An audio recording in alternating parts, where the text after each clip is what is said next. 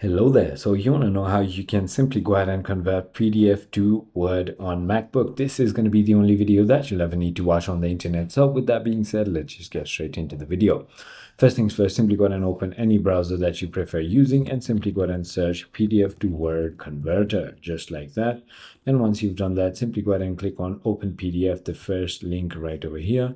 And now all you need to do is simply go ahead and select your PDF file that you want to go ahead and convert. So I'm just going to go ahead and click that and click on upload.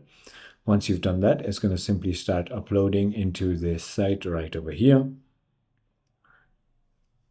And once it is uploaded, all you need to do is simply click on Let's Get Started, click on Convert on the top right, and then you can simply choose whatever you want it on. So for example, DOCX is going to be the file that your MS Word is going to be using. Simply click on download and that is it. I hope this video to you. If it was, hit that like button and I'll see you on the next one.